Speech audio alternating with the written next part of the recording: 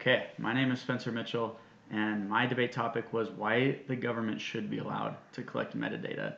I think just disclaimer starting off, this was kind of a tough one to research because so much of this is confidential. Not a lot of stuff is given to the public because of the use of it, which I will continue explaining. But I guess just to start off first, what is metadata? I didn't know this until I started researching this, but metadata is basically data about data.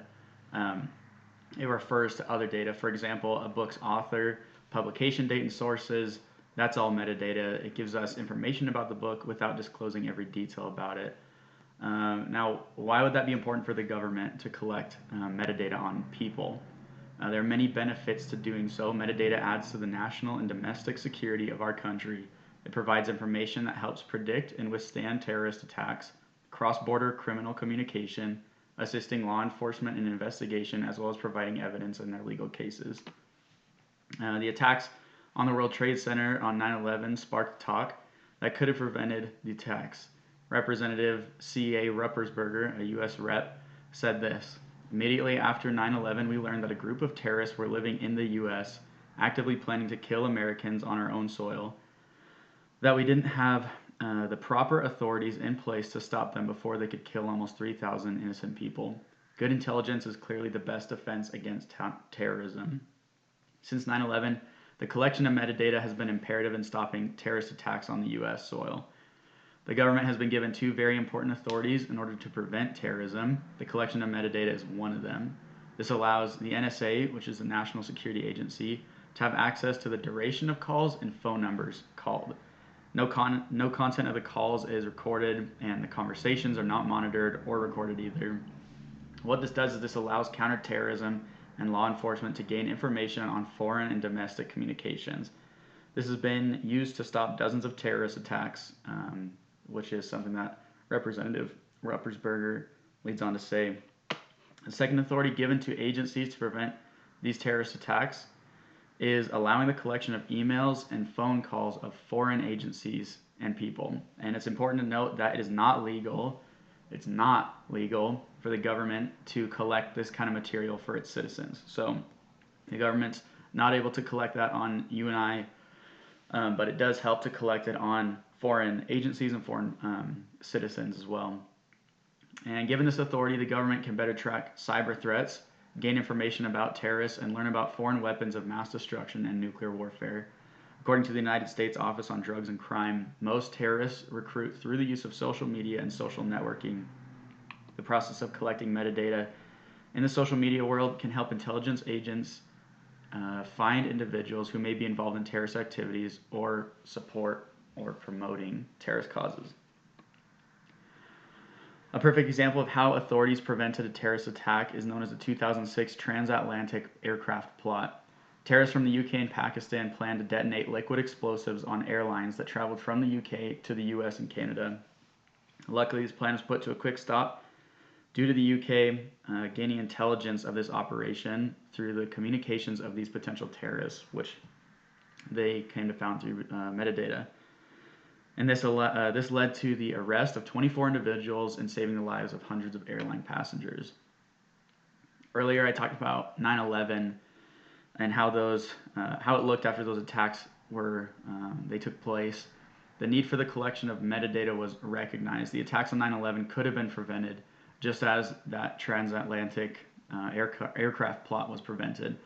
A writer named Eric Dahl had a discussion entitled "It's not the big data, but little data that prevents terrorist attacks." That's his article.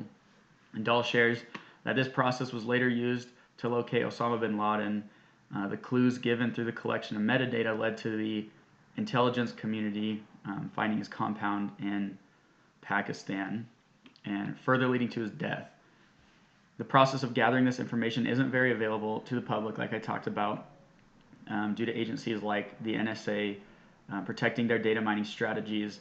It's if you are familiar with the INL's cybersecurity, they use this all the time, and it's not something that they usually give out to the public because strategies can be found, and then obviously enemies to the U.S. can use that information against us. So Not a lot is said about this, but Eric Dahl, he points out in his article that it's not always the big data that immediately leads to prevention of terrorist attacks, but it's usually the little one that is crucial in this process, and that um, finding Osama bin Laden was an example of that. Now, what defines terrorism? It's the use of violence or threat of violence to achieve political, economic, religious, or social gains. We often speak of terrorist attacks on nations or large communities. What about the terror caused to individuals and families? Metadata also helps in the prevention of crime in our own neighborhoods and just around us. It doesn't have to be on a big scale like a terrorist attack, but I'm sure each of us have probably been involved in or know someone who's been involved in some kind of crime. And when that crime is committed against us or someone that we know, I'm sure we all would like to find ways to prevent that. And from extreme terrorism like drug trafficking, human trafficking, pedophilia, kidnapping, fraud, and illegal weapon distribution, the list goes on. The use of metadata is critical in preventing these events from happening. One example that I looked into is the human trafficking, which plagues nations across the world. The U.S. Department of State reports that there are around 27.6 million victims worldwide. Law enforcement and non-governmental organizations and many other groups are heavily involved with the investigation of written, textual evidence and clues that shed light on planned trafficking. Along with textual evidence, the use of media metadata has been very helpful in this effort. Believe it or not, the internet is full of ads, videos, and images that describe the victims involved in human trafficking. Anti-trafficking teams have worked on developing systems that help investigate the metadata based off of those ads, images, and videos. And that helps to decipher them. The metadata can lead to law enforcement and other groups gaining information such as types and serial numbers of hardware and things used to take those certain pictures and videos, the locations of where that media was captured, and this information can lead to bigger answers to questions like location of the perpetrators, the dates and times of the offenses. These digital footprints are used in forensic studies done by law enforcement as evidence against the suspects and as a digital map to locate said suspects in rescuing the victims and preventing the crime from happening. Law enforcement and investigation teams are not only the ones who benefit from collecting this metadata. What good is catching a criminal if they can't be charged and brought to justice for the crimes that they have committed or attempted to commit? Attorneys use a plethora of metadata in their cases as evidence in deposition to persecute the suspects. Not just for human trafficking, but for many different criminal cases, metadata can be used.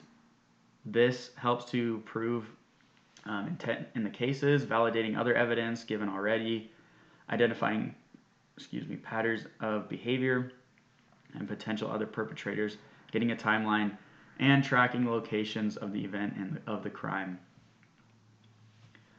Much of the use strategies in cases of metadata may not be open for public record due to those strategies being confidential, but the use of metadata assists the NSA and other investigation teams in the prevention of major terrorist attacks, all the way to the attorneys and law enforcement that help to prevent and bring justice to crimes that kind of hit closer to home. I think, again, it's really crucial to state that the government is not allowed to collect data on its own citizens other than small things that is already pretty much public record. Our calls, the duration of calls, no content is recorded. But I do believe that it's imperative for the government to be able to collect that data on foreign entities that could bring potential cause or harm to us, to our country. And I think that it's helpful to use that information to bring justice to those who have wronged our citizens. And so just to keep in mind that the government is not spying on us using metadata, but it is really important for them to be able to collect that information to be able to keep us and our country a safer place. And that is some of the reasons that I found on the pros to collecting metadata. That being said, there's always pros and cons. So yeah, I guess take that, do with that what you will. But that is what I came to realize is the importance of the government collecting metadata and why they should be allowed to.